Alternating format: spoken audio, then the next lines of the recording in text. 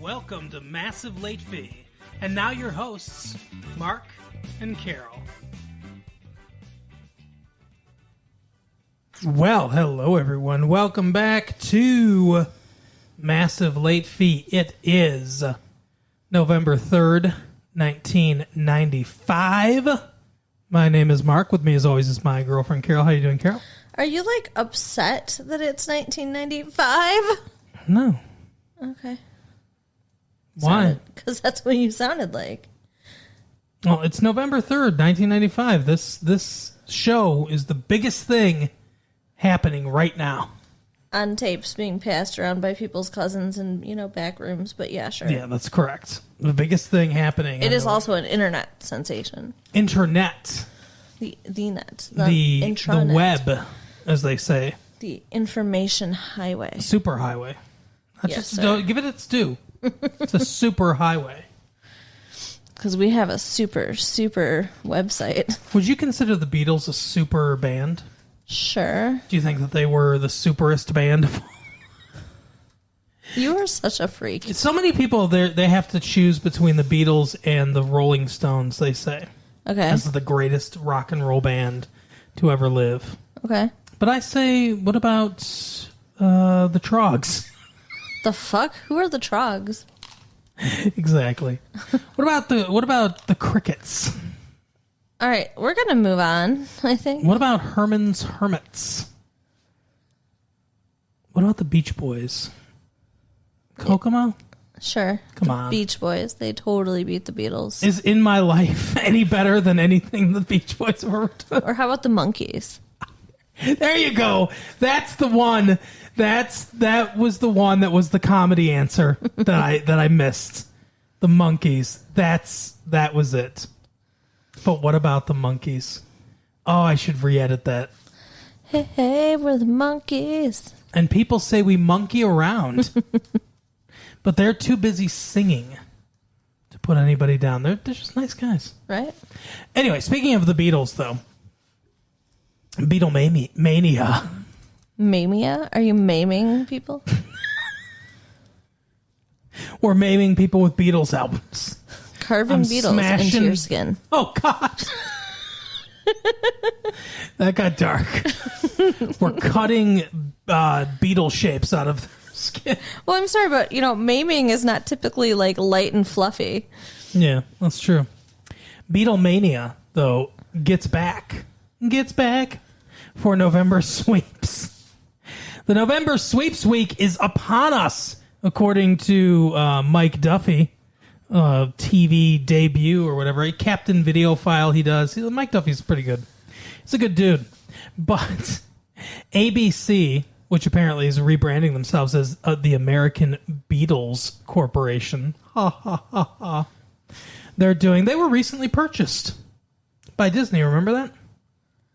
No. Cap Cities and ABC was purchased by Disney. But anyway, I believe you. I just don't care. You better believe me. They are rebranding themselves the American Beatles Corporation for the month of November because, as you know, this is one of those time periods where I don't know exactly what sweeps is. I know that all of a sudden what the ratings are become incredibly important. I think it's when they do advertising, probably when advertisers set their budgets and stuff like that. So they're like, okay, well, what are the ratings? What are we going to charge for our advertising coming up? But there is a 6-hour, 3-night anthology series called The Beatles. Ooh. The Beatles anthology series. They're releasing a new album of their best of hits. Nice. Some never before heard tracks.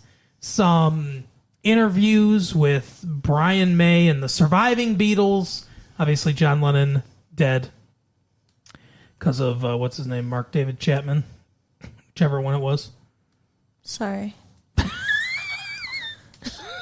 do you mean? Sorry? Sorry to hear. What are you, Jodie Foster? You're apologizing. You think you inspired him to do this?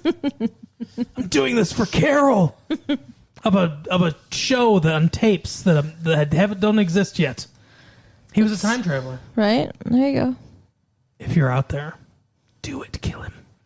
If there are any time travelers out there, show up right now and tell us. Nope. That's disappointing. Darn. Anyway, so 3-part. That's a huge retrospective, and I think it's going to be. I'm interested. I'm a fan of the Beatles. Mm-hmm. So are the Beatles. They're fine. Help. I can do a perfect Beatles impression, but only one word of every. Okay. Lucy.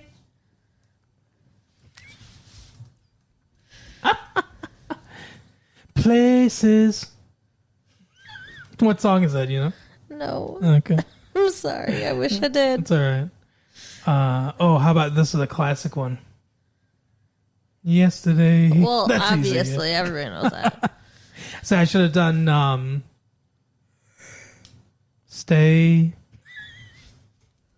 Anyway, this is getting boring. So there are some other, obviously everybody else is trying to kind of catch up. Demi Moore's movie Indecent Proposal and Bill Murray's Groundhog Day Also, will both get their network television premieres during Sweeps Week. CBS has got Sidney Sheldon's Nothing Lasts Forever on Sunday and Tuesday. It's a melodramatic soap opera.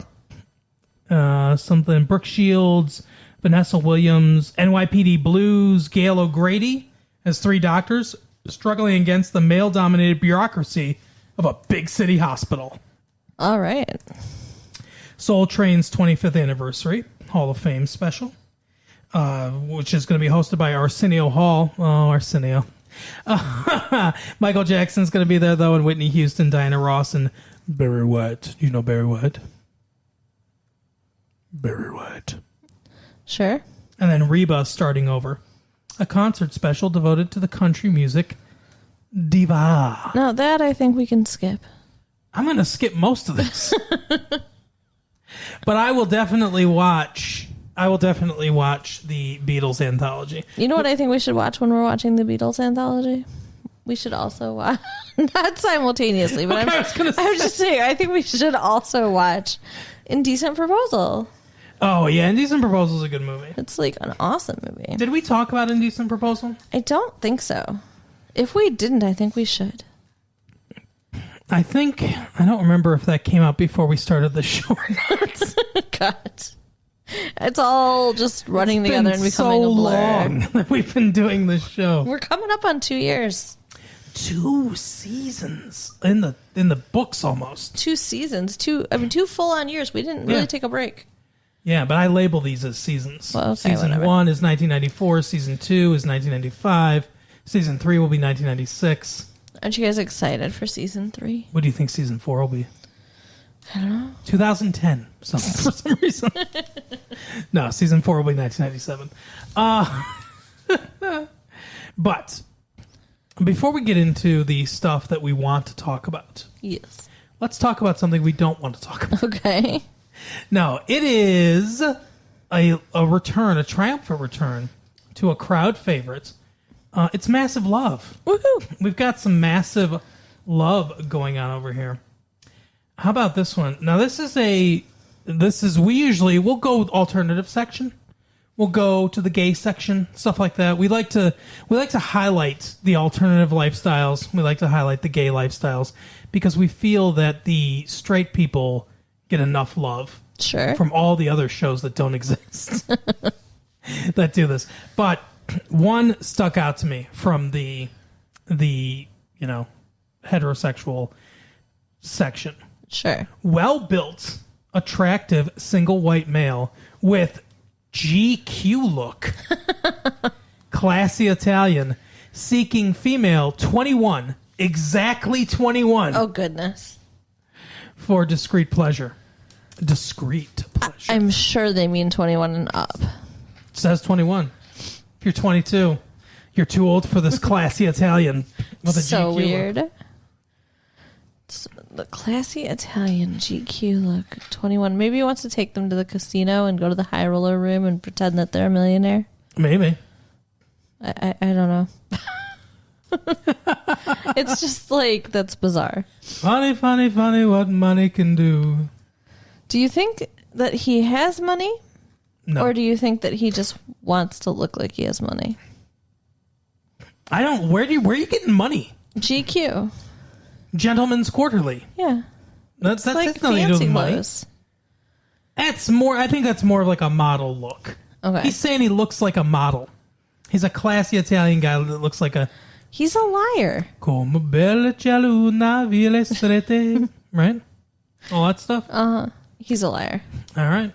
Well, if you're a 21-year-old woman, 20 no, 22 no, but if you're 21 and you want to give him a whirl, I guess. Maybe he's seeking, somebody for some kind of secret society thing. Discreet pleasure, he says. Yeah.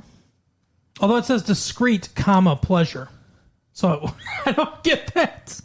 For discreet, comma, pleasure. What's discreet then? See, you should have saved the money on the comma and made it a plus sign. There you go. 21 and up. There you go. Or discreet and pleasure, I guess. Well, what is discreet? I'm looking for someone for discreet. Does he mean excrete? Ew. White Christian businessman, 43. Wondering if there are any gals who'd really appreciate an honest, down-to-earth, physically, emotionally, and spiritually fit guy. No. There's nobody out there looking for that. Wow. Do you think? No, I think there definitely is, but They're not looking in the I paper. think he's also lying. Yeah, they're not looking in the paper. Right. You think he's a murderer? Maybe. I mean, it's just like everybody who says like, oh, I'm like the whole package. I got everything going. They're not putting ads in the paper. Right. Yeah, you would think that he'd be able to just find a gal. Right. Maybe it's because he calls them gals. Maybe it's because he only wants a Christian. There's our time traveler. Yeah. He came from 1953. Hey, gals. By white male, 38, slim, 6 feet tall, seeking same or couple Oh my. for discreet good times. Serious only, Canton area. Hey, we're near the Serious? Canton area. Yeah, we are. Serious only, but you're looking for a couple. Like, how serious are you going to get with a couple? He wants, so this dude wants a 38-year-old guy or a couple. Or a couple 38-year-old guys? I think he might be better off with that. Basically, I think what he's saying is he's like, I want another guy to sleep with, and if you got to bring a girl along, I guess it's fine. Right. How weird. Chubby, gay white male, 35, with nice personality.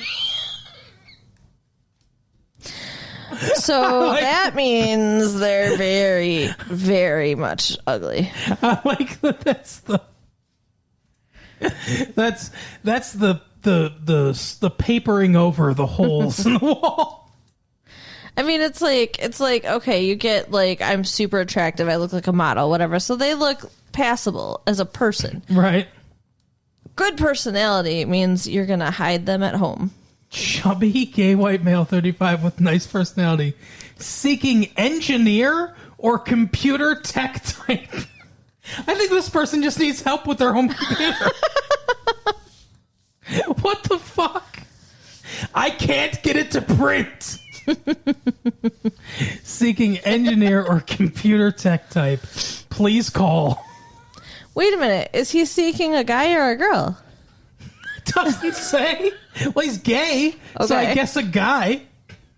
Because stereotypically, you would think that an engineer or an IT person would be a guy. What does IT mean? Isn't that what they said? Computer tech. Computer technician. Interesting. Carol's got her own acronyms over here.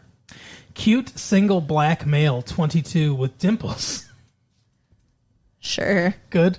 Enjoys horseback riding, travel, seeking single male, 20 to 50. That's a huge That age is. range. Wow, that's like anybody, as long as you're not my grandpa. Oh, my God. for friendship or relationship. Very long-haired divorced white male. Really? That's interesting. 47, 6'1", 160 pounds. Oh, you're a rail there, sir. Into airplanes, beaches, cats, What kind of hedon clubs, and fashion. hedon clubs? Yep. What is a hedon club? I don't know. Like a hedonistic club? What the? This guy sounds interesting. That's a hell of a thing to put between cats and fashion, by the Right? way. Maybe you should lead with hedon clubs. Very long-haired, divorced white male, 47, 6'1", 160 pounds, into airplanes, beaches, cats, hedon clubs, and fashion, seeking non-religious tall female. So, seeking a girl that will do any deranged thing that you want, Apparently, because he's into hedon clubs. who is also tall. Yeah, although 6'1's not super tall, but That's tall. it's fine. That implies that being short is not fine. No, I mean, I'm not saying... Which I'm I saying- disagree. I'm saying it's average or whatever. It's slightly above average. 6'1", slightly above average. But yeah, this is some kind of weird hippie dude. Yeah, weird. Cats, hedon clubs, and fashion. I just picture this guy in a bathing suit with this super long hair rolling around with a cat on a beach. Well, an airplane crashes behind him, and a bunch of hedonists parachute out. Oh, goodness. Oh, my God. Does anybody have a ponytail around here? This is the kind of guy that wears a leather vest with nothing underneath it. Oh. Passion deprived, Carol? No, actually. You're damn right you're not. Attractive, content, but romantically challenged. Professional, married, white male, 42. What the fuck? Seeking slim, educated, white female, 35 to 45, in similar position. Content, but romantically challenged, but married. Fuck off. He's professional, married. There's no comma between that. So he's professionally married. He's a professional husband. Yeah, well, he wants, he wants someone to sleep with. What does romantically challenged mean? I think it means that his wife's not giving it up. That's what I think it means. They're not banging.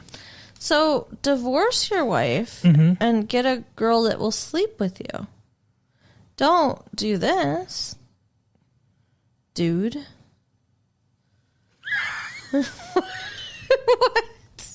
I just liked the slow way you're walking him through this. Like, don't do this, dude. No, it's just saying he's a douche. Okay. White couple with curious streak. Oh my goodness. We're always curious about everything. How do you think cars work? Okay, so I'm picturing them naked in a bed with a bunch of encyclopedias laying around. Just reading to each other. Looking for couple or bi female who's very clean and discreet. All calls answered. Okay, is that all it says? It doesn't say anything about who they are? No. They're What the a white fuck? couple with a curious streak. That's it, though. You know everything you need to know about them now. Wow. You know what I want to know is all these people that are curious, right? Like when these curious people get their curiosity sated, how many of them really are happy about it? Like they're just curious. They're not like, hey, this is definitely for me. So like you're answering this ad and you're like, hey, maybe you'll like it, maybe you won't.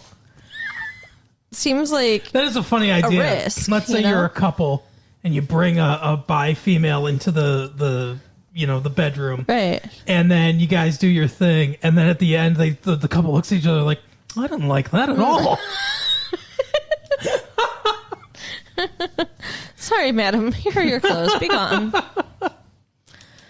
Yeah. How about this one? Double Scorpio. What does that mean? It's like two of you.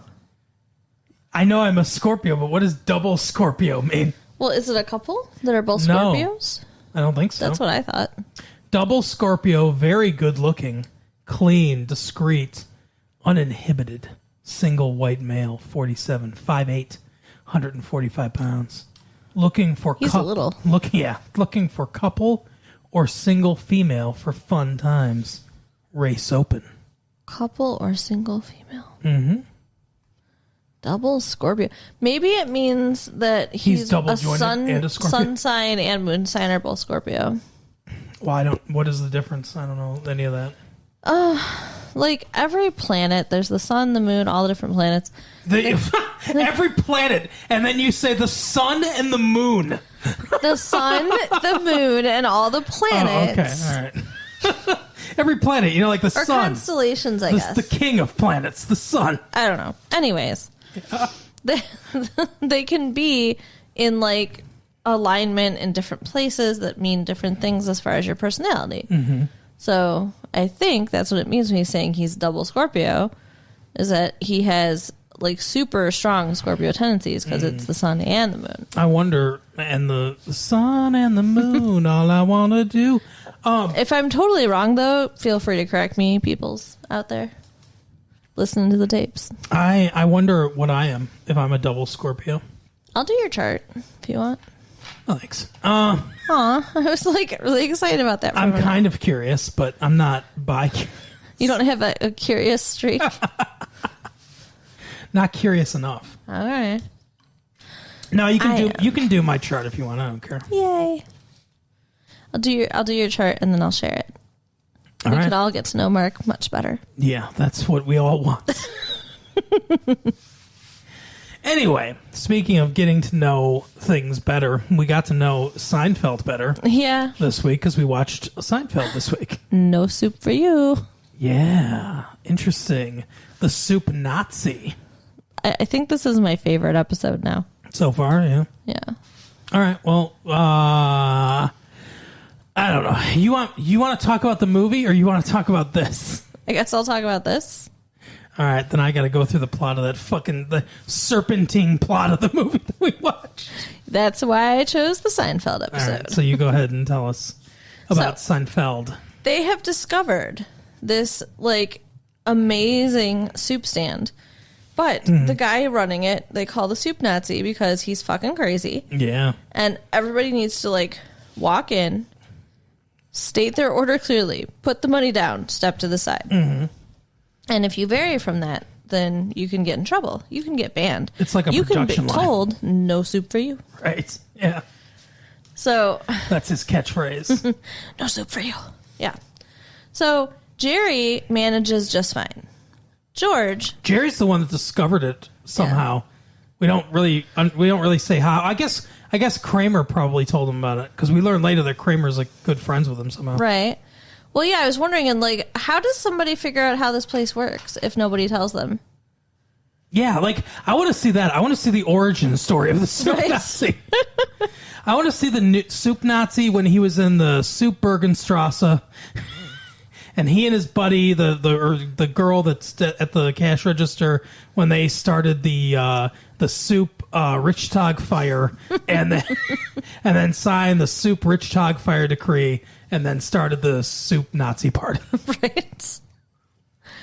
So, I mean, it starts out in Jerry's apartment where they're talking about going to get the soup. Mm-hmm.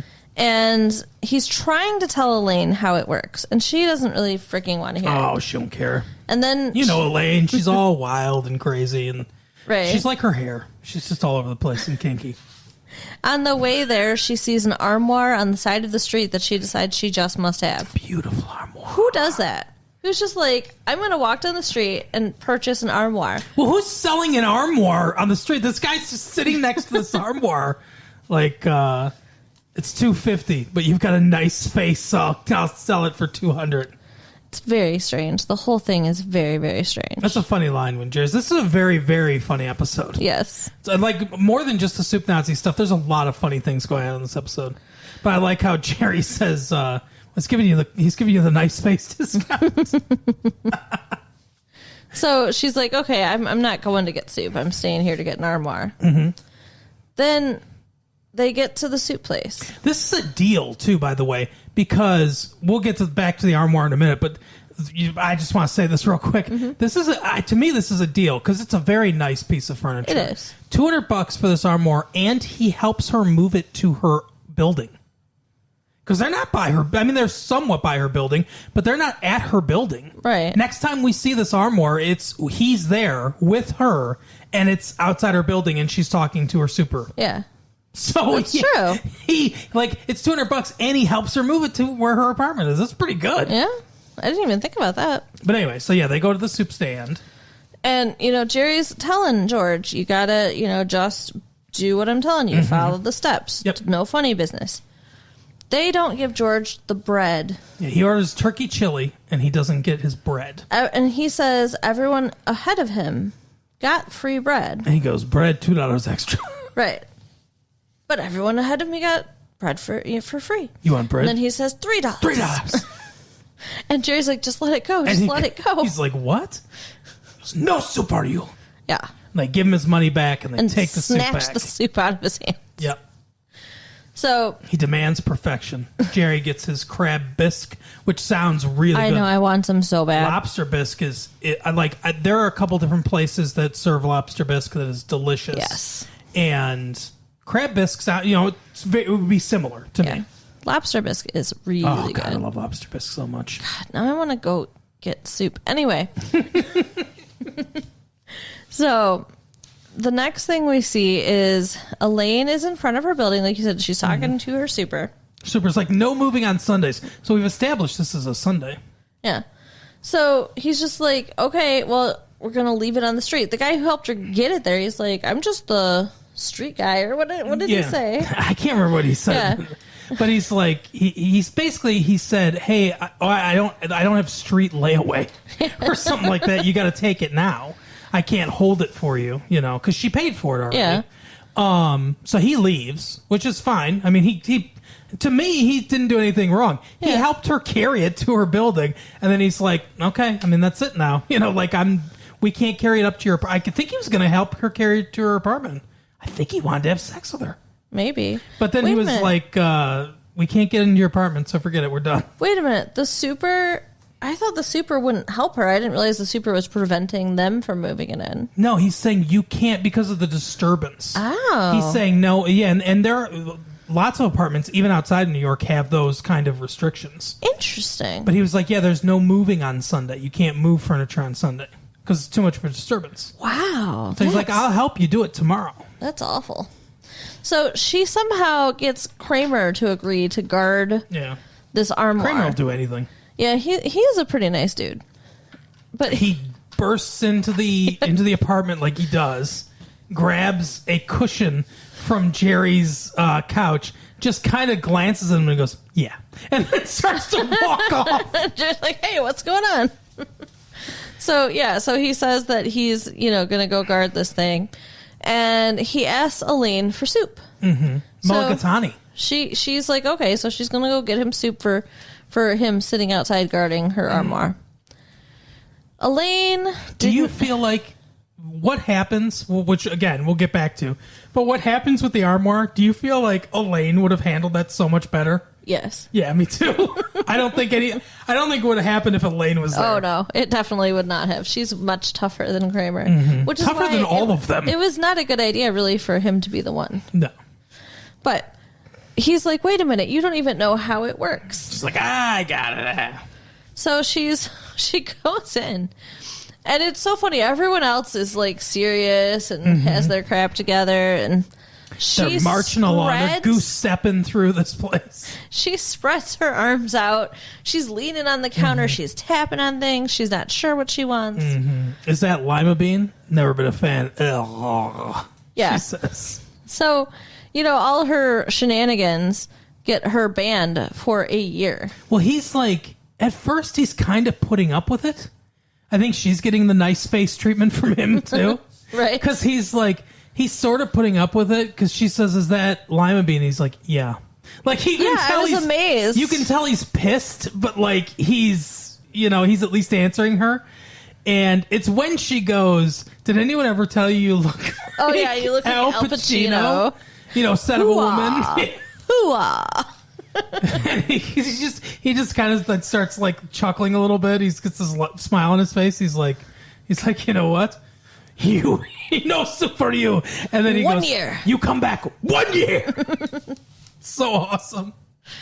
So she gets kicked out, even though she ends up coming back more than anyone else. Right. I think that's the one where, what's his name? Newman's in front of her. Newman gets his one line of the episode because he gets a jambalaya. And then he leaves, and he sticks his face in the bag and smells it and goes, jambalaya. He's such a weirdo. And then he runs like a cartoon character. Like, I can hear just the like noise as he's doing that with his feet as he's running, like rapidly up and down. So she goes back to Kramer. Mm-hmm. Oh, well, no, before she comes back. Yeah, in the interstitial between her not getting the soup and coming back. A gay couple is walking down the street. Mm-hmm. And one of them stops and is admiring the armoire. What a beautiful piece of furniture. Oh, beautiful armoire. The other one... One's Puerto Rican. Puts his hands on it and says, white. Grab the other side. Let's go. Yeah. And they're going to take this armoire. They're just going to steal it off the street. Who does that? These guys. And so They're Kramer's bold. like, hey, what are you doing? That belongs to my friend. And they start threatening him. Mm-hmm. These are the toughest dudes ever. Yeah. You want to get hurt? Do you want me to hurt you? Yeah. Like, what? I don't think they would have hurt him. I didn't really see... Because they're gay? No, not because they're gay. But I mean, like, there was no weapon. There was no actual physical posturing. The one guy was Puerto Rican. He's got a blade somewhere. Oh, no, you did not. Oh, goodness, no.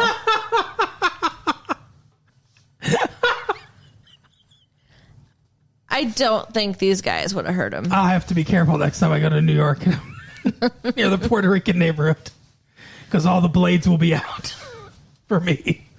What is it? The Sharks and the Jets? Come on. Maria. But yeah, they scared him. He was scared. Mm-hmm. He jumped back. He did, yes. He's like, okay. And he just let them take it. And they stole the armoire that she paid $200 for. So she comes back with no soup to no armoire. She says, what happened? He goes, it was stolen. Street toughs. Street toughs took it from me. Street toughs took my armoire. At one point, somebody was like, did they take any money? Nope, just the armoire. They were quite taken with him, it says. And then later, he's walking on the street with Jerry, and they see them again looking in the window of some shop. And he goes up to her. He's like, hey. And the one that's not Puerto Rican goes, what, are you talking to me? And he's like, oh, maybe he was talking to me. And they're start intimidating him. They're like, oh, we were just kind of talking to each other. And then Jerry and Kramer look at each other and just take off running. It's so hilarious. Funny. Yeah, they're really chicken shits. Oh, for sure. Yeah, they all are. I mean, Elaine. I guess you have to assume that the guys would hurt them. Maybe Elaine would have shouted them down. Though, yeah, she would, and she would have kneed them in the groin or something for sure. Yeah, no way they would have taken that from her. Elaine is clearly the toughest of all of them. But yeah, so the other plot line we have going on here is that Jerry has a girlfriend, Schmoopy. Sheila. Yeah, they call each other Schmoopy. Schmoopy. And they baby talk, and they kiss, and they're so gross. Yeah. Should we do that on the air here? Schmoopy. Oh, it might. Oh God, it's grating. And so, I'm not a huge fan of public displays of affection at all. Are you? Not really. A kiss, a quick kiss here and there, sure, but not like a hanging on each other and, like... There's a time and a place. And the baby talk stuff, like, I don't like that at all. That's gross. That is gross. I don't like it at all. No. In any context. So, yeah. They're having sex and they're baby talking each other? Like, it's so gross. I hope not. Ugh. George... When she walks in and is calling Jerry Schmoopy, he's just like, yeah, you know what? I'm busy tonight. We're not going to the movies. I changed my mind. And Jerry's like, just like that? He's like, just like that. Yep. So, yeah, he really dislikes Jerry's girlfriend. Yeah, they end up seeing each other. him and Susan go into the cafe that they go to, Monk's, and they see Jerry and his girlfriend, Sheila, and they're on the same side of the booth. Yeah. And they sit down, and George is like, same side of the booth, huh? He's like, yeah, and he goes, I think it's just a little weird, to be on the same side of the booth, the other side be empty. And then George decides to try to teach Jerry a lesson and starts baby talking with his fiance. And it's kind of... Susan. Yeah, it's kind of funny because they start baby talking, they start kind of smooching, and it's kind of becoming a contest. Yeah. And she likes it. Susan is into it. Uh-huh. So he should have told her right away. He should have nipped that shit in the bud. But he did not. And she was like, oh, you're my nookums, or whatever. Ugh, God. Yeah, she was horny for it. It was not good. Yeah, it's no good at all. So, but that's basic. And then they break up. They break up off screen. Well, he did take her to get soup. Don't forget he took her to get soup. Yeah, that's true. And she gets banned as well. Because they're kissing in line. He's like, no kissing in my line. No one kisses in my line. She's like, I'll kiss wherever I want to. He goes, no soup are you. And she's like, come on, Jerry, let's go. And Jerry looks at the soup Nazi, and he looks at her, and looks at the soup Nazi, and then he looks at her and says, do I know you? I think they hired this woman, this actress, just for the look she gave when he says that. Because she gives the best, horrified, angry, surprised face. Yes. Yeah, it's a good one. It's hilarious and believable at the same time. Also, for some reason, Kramer is friends with the soup Nazi. He is standing there talking to him because they're both wackos. That's why. Right. Kramer's like, you demand perfection of your soup and yourself. How can I expect any less from my customers? He's like, yeah, they have some sort of understanding. So he's telling him the story about the armoire getting stolen. So he gives him an armoire to give to Elaine. He doesn't know it's for Elaine. No. But just a friend of Kramer's. Right. And he's like, I got an armoire. You can give her to her. So she's going through the armoire, talking about how great it is, and she finds his recipes. Now, she goes down to thank him for the armoire. Yeah, bad mistake. And he's like, for you, I would have chopped it up. Yeah. Just he's pissed. Oh, yeah. He's like, I would never have given it to you. So she decides to use the recipes against him. Yeah, she finds all the recipes for all his soups in this armoire. Why he just left recipes lying around in this armoire, I don't know. And then, gave it away. What a fucking idiot. You go through the drawers if you're giving something like that away. Right. So then, here's all my, here's my Iron Cross. It's a Nazi medal. Oh, God. That I forgot to take. But anyway, so she goes down there and she's like, she goes down there more than any of them, I think. Yeah. And she's banned the very first time. She's down there 3 or 4 times. But she says, hey, I can make my own soup. And she starts reading the thing. He's like, that's my recipe for wild mushroom. She's like, that's right. Game over or whatever. No soup for you. All that stuff. Yeah, which is not how I would have played it. Like I said, I would have gone down there with recipes and traded for the ability to not be banned, because wouldn't it be better to just have him make it for you? I would have talked to him, when work was over, when his thing was closed, I would have been like, look, I have these. And I would have been like, hey, you gave me the armoire. I want to give you a chance. Let's reach an understanding. Sorry if I didn't do everything the way exactly you wanted, but, I'm an individual, and they could have come to an understanding, but then it wouldn't be a comedy show. Right. But yeah, in real life. Now we're getting into a drama. Real life, that's how I would have handled it. But hilarious episode. Very good episode. Very funny, schmoopy. This is why this is the funniest show on TV. I like it better than Friends. I said it. Wow. I know. It's big for you. I disagree. This is more my type of humor than Friends is, though. Friends is funny, and I don't dislike Friends. I like the show. And the Friends has the advantage of everyone's humor is a little different. Chandler is more my type of humor, where it's very like it's dry, sarcastic stuff like that. And then there's the wackier elements of humor, the more slapsticky stuff. You know, each friend kind of brings their, or each actor kind of brings their own style of humor. So it's a mix of different like humor types, right? And that's an advantage that show has. But like Seinfeld is pretty much like my level, like my exact type of humor. Okay. And it works for me all the way through. I understand why more people might like Friends, although Seinfeld gets bigger ratings. But anyway, yeah, it's hilarious to me. Well, I mean, like I said, I love Friends also, but yes. Speaking of hilarious, although this movie I don't know if I would call hilarious. No. It's funny and it has its own style. Now, it's Get Shorty by it's a book by Elmore Leonard, a 1999 are we in the future? A 1990 novel There you go. by Elmore Leonard that was adapted for the screen, starring what's his name? I almost said Bruce Willis. John Travolta. John Travolta and Rene Rousseau. And Danny DeVito. Danny DeVito's in it. Gene Hackman, the great Gene Hackman's in it. Yeah, it's a pretty all-star cast for sure. Absolutely. But anyway, so we watched it. What did you think for impressions of the movie overall? I mean, I enjoyed the movie. There was a lot going on. It was a little hard to keep all the different character relationships and stories straight. Yeah. Like at one point, they're all sitting at a table together, and the girl sitting there has had sex with every guy at the table at one point or another.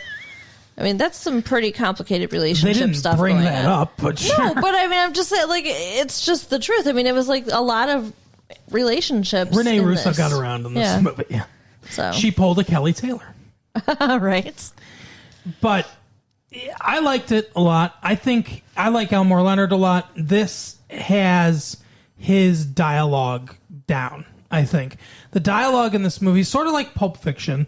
It's a different kind of dialogue. It's a different sort of patois than Pulp Fiction is, but it has its own unique dialogue. It's a crackling dialogue throughout. You know, it's a very, very stylized, very clear Elmore Leonard style of dialogue throughout the movie. The way people talk, the way they interact with each other. John Travolta explaining to Danny DeVito how to look, like to be in this movie that he wants to make, how to give this look of like, you're just a number in my book. I don't care about, I own you, but I don't care about it. I don't feel any way about it, yeah. Yeah, it's just a fact to me. You're just a number in my book, but you're mine.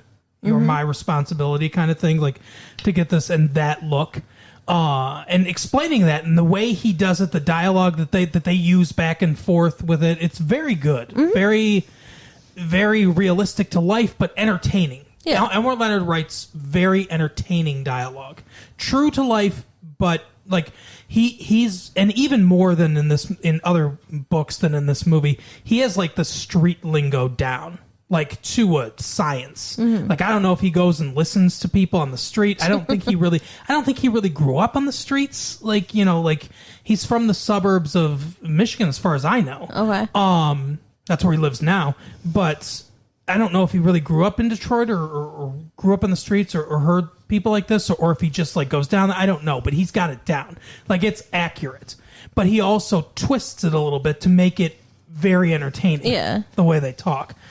So that's the star of the movie is the dialogue to me as far as the plot goes. The rest of it is like I said, a serpentine weaving of things happening.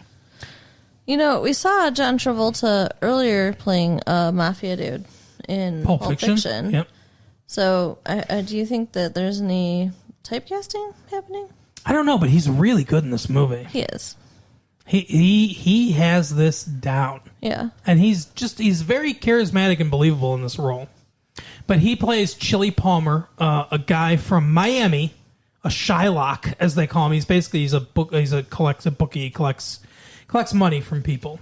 And there's a guy on his books that has like owes $15,000 and has skipped town. Apparently, he's faked his own death in a plane crash and has skipped down first to Las Vegas, then to Los Angeles. So we see him go to Las Vegas, then to go to L.A., and we get the sense throughout the movie that, they do a couple scenes where he's watching Touch of Evil by Orson Welles and things like that, where we see that he really loves movies. He's a big fan of movies. He looks like a little kid watching this movie. And Travolta's so good at this, too, the way he does this, because he really does look like a little kid, like just so happy about watching this movie. And he doesn't like collecting, money anymore. He wants to go into the Hollywood game. So he's got an idea for a movie. It's the movie we're watching, basically. Yep. It's the, quote, true life story of what he's doing. It's very meta. Yes, exactly. And Dennis Farina is coming after him. I'm not going to go through the whole plot because there's so much going on. But I want to kind of highlight. So what were the parts about it that you didn't like? Like, what were the things, the elements that you didn't like in the movie? The beginning and the end. In the beginning, they were introducing all the characters and all the storylines, and it was truly hard to keep it all straight. It's quick paced at the beginning, and it's just like bang, bang, bang, bang. Yeah. And then at the end, when they yell cut, and you realize that the movie you're watching is actually the movie they're filming because they're making the movie, which is what they're going to do. It made me question what was real. Well, part of the problem is that you thought somehow that Dennis Farina and Harvey Keitel were the same person. Because you were like, well, it's the same guy. And I'm like, but it's not the same guy. The guy in the movie we watched was played by Dennis Farina, taller, a little heavier set, white-haired gentleman. And the guy at the end playing that role is Harvey Keitel, short, thin, also from Pulp Fiction. Okay. He plays Winston Wolfe in Pulp Fiction. Well, I did not like that. That was disorienting. But everything else about it was good. Okay. So those are the only two things you didn't like about it? Yeah. And you're still lukewarm on it? Yeah, because I didn't love the rest of it. Mm-hmm. It was fine. It was entertaining. I like John Travolta a lot, so that was good. I like the interaction with the characters. I think is interesting. Mm-hmm. There's there's a guy called Bear, played by an actor named James Gandolfini, and he's a stuntman, as we learn. Mm-hmm. He's been in like a bunch of movies and everything. And Travolta beats him up a couple times in this movie. And they try to set him up to get this money in a locker that the DEA is staking out. And he's too smart to do it. He goes there and kind of stakes it out and realizes what's going on. And he's like, oh, I'm not going to be able to get it or whatever. And then then the bear's waiting for him, right? And he's like, well, I need the key back. He's like, you're not getting the key back. He's like, you tried to set me up and it didn't work and you want the key back? You're not getting the key back. Right. And the guy says, I'm going to, beat the shit out of you or whatever. And Travolta beats him up again. Right. And then as he's laying there, he's down there and he's like, ugh, like that. Travolta kind of lifts him up, props him against the car. And he's like, just breathe through your mouth. Just breathe. Everything's, fine. And then he's like, so how many movies were you in? And it's like, how I threw you down the stairs that time. Did you get hurt? And he's like, oh, my hamstring got messed up. And they're just talking about movies and stuff like that. And they fade and go to the next scene. But I like those character interactions. And it's believable that this guy would be charming enough to get people on his side. Mm-hmm. He comes in with a very assertive, I'm going to take what I want attitude, which I guess would work in Los Angeles probably. Yeah. And, he ends up going places. And that's one thing that I think it does really well is kind of satirize what the movie industry is like and what's, because as Rene Russo points out, they're going to the Ivy Room to meet for a lunch or for a breakfast or whatever, to have this meeting. All the principals involved in this movie. Yeah. And he's like, what kind of food do they serve? And she goes, it doesn't matter because Danny DeVito's, what's his name, Mel something or something like that? He's a big movie star. And she says, it doesn't matter because he'll do the movie star thing, which is to make sure that he orders something that's not on the menu. And something they have to like send out for or something like that. And he orders like an egg white omelet with shallots and a bunch of stuff. And then he's like, yeah, I want what's he called? A frittata. Yeah, that's right. I think that's what it is. Or strawberry something. It's strawberry. It's a smoothie kind of drink. Yeah. But with strawberries. Yeah, and then he doesn't eat it. No, he just that was the worst part. He orders for the whole table. He says, "We'll just all share this weird ass thing that he's ordering." Yep. And then he doesn't eat it. And he leaves because he's got another meeting. Asshole. Like, I would have been really upset. Yep. I like food. That would have made me very angry. Yeah, because John Travolta tries to stop him. He's like, well, we'll just order for the table. Everyone can pick it. He's like, no, because he's looking at the menu. It's just like, the waitress is like, okay, sir, and walks off. Right. But yeah, so, like, everything, to me, almost everything about this movie worked for me. Like, the direction, the cinematography, obviously, the writing, like I said, the characterization, the plot is goofy, but that's, to me, I think that's the good juxtaposition of the movie. The plot is goofy and kind of all over the place. Mm-hmm.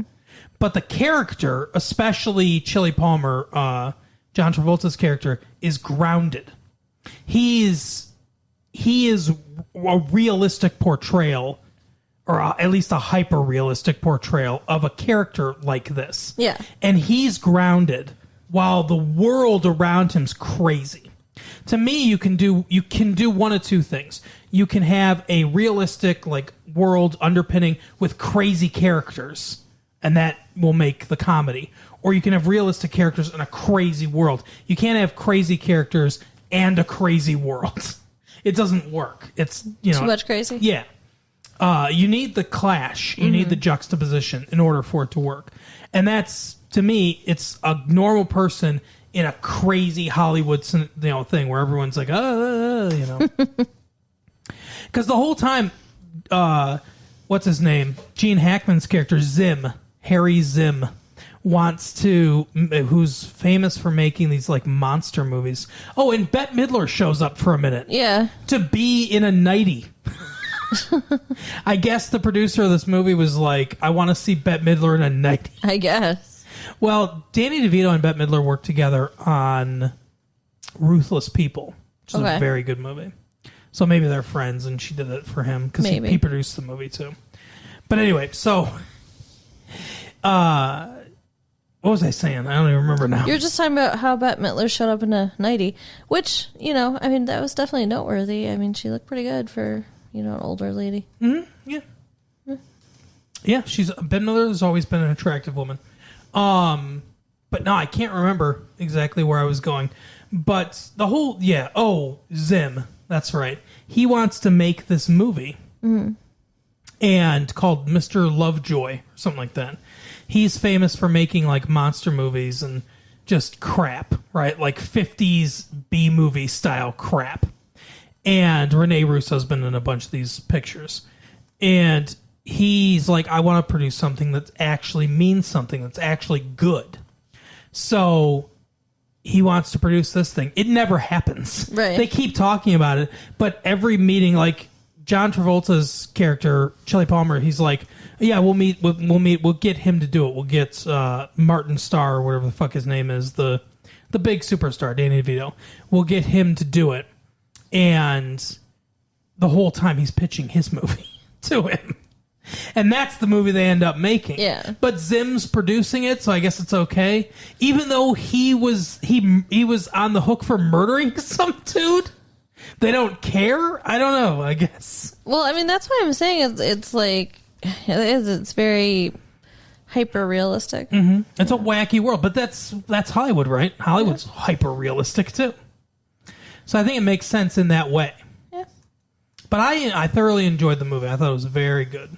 It was good. It's just like I said, it was just a little much for me in the beginning and the end. That's all. The beginning can be a little much. It's you gotta really pay attention to keep up with it. But there's a lot of like cute sight gags about Danny DeVito being incredibly vain in there. Right. Like there's in almost every scene, there's some like painting of him or billboard of him or picture of him somewhere. Yeah, it was pretty funny. But yeah, that's the episode for the week. Carol, you know what to do. So go ahead and check out the website, retrolatefee.com. Write us at latefee1994 at AOL.com. Mm-hmm. Tell your friends and give us the stars. Yeah, we will see you next time. Bye. Bye.